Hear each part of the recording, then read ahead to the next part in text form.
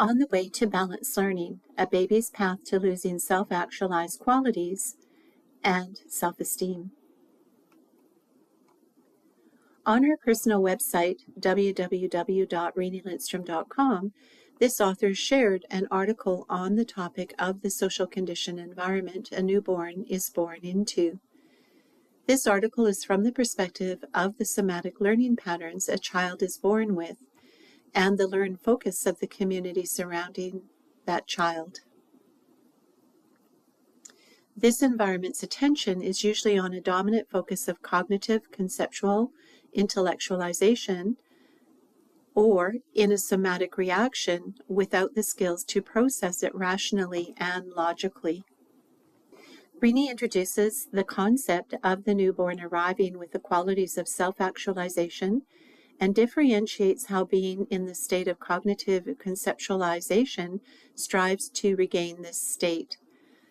The baby is in a state of somatic awareness, demonstrating their original learning patterns using the 5 senses for cultivating awareness and developing mindful actions, while the cognitive conceptualized intellectualization relies on memorization and strategy based upon belief systems, opinions, and perspectives. The baby develops the ability to evaluate using cognitive reasoning, yet isn't born with it. It is through repeated patterns using combinations of their 5 senses and ability for functional integration that develops critical thinking. It is important to note here that the baby is born with the abilities to functionally integrate in response to their environment. The people in their community environment do not teach the baby how to functionally integrate physically, mentally, and emotionally. The people in the baby's environment input information for the baby to process in their functional integration. A newborn's development is in response to the present moment, and it begins with the somatic 5 senses as a response to the input they see, hear, touch, taste, and smell. If the environment is supportive and healthy, this is the information the baby will absorb into their integrational process. If the information is unhealthy, this is the information the baby will absorb and process. The environment is like a program being programmed into a new computer. The quality of the program depends upon who and how it was developed and its intention. The hard drive is there, and it's the software that can ensure it performs at its best or corrupt it. The output depends upon the input. With this perspective now coming back to the points in the article mentioned above on this author's website, where she has used the pyramid of Maslow's hierarchy of needs to demonstrate them. In this first picture, she has inverted Maslow's hierarchy of needs to demonstrate the newborn pattern of being in a self-actualizing state of being at birth in comparison to those in their environment that have been socially conditioned out of these states of being. The loss is due to the focus of attention in cultural and social conditioning. The first pyramid demonstrates a newborn learning patterns that begins with self-actualization and the qualities of self-esteem. The second pyramid demonstrates the transition into cognitive intellectualized focus of attention.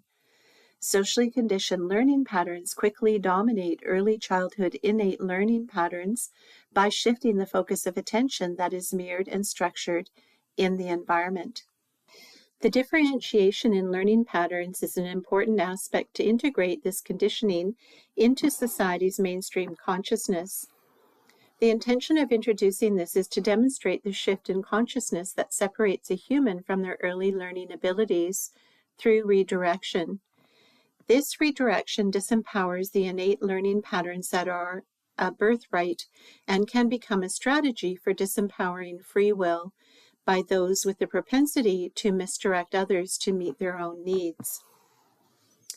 This articulation of these patterns were developed by this author through self-actualized learning patterns of meditation, nonviolent communication, and the Feldenkrais method of somatic education. These learning patterns were introduced after a study focused upon environmental awareness energetically, dowsing, and a Buddhist focused feng shui method. All these methods, except for nonviolent communication, were focused upon somatic experience. Nonviolent communication was dominated by cognitive concepts, where this author discovered the false emotions of feeling words from a somatic empath's perspective.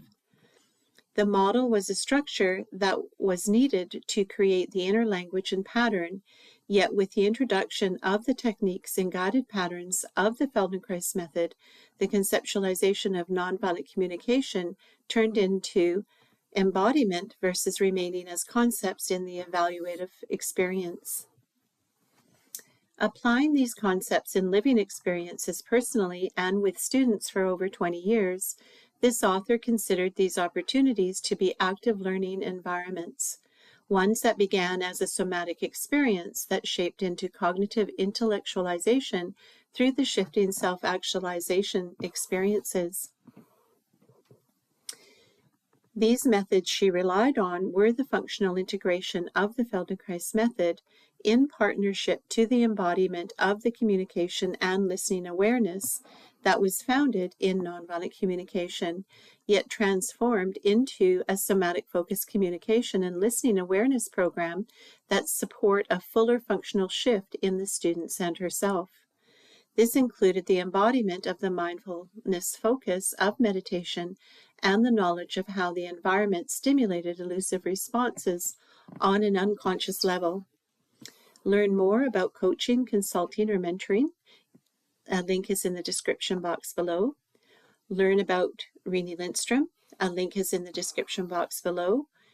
And learn more about the Inside Awareness Center for Integrative Somatic Learning and the program topics at the link in the description box below. I hope you enjoyed this information, and if so, please like and subscribe and stay caught up. Thank you for listening.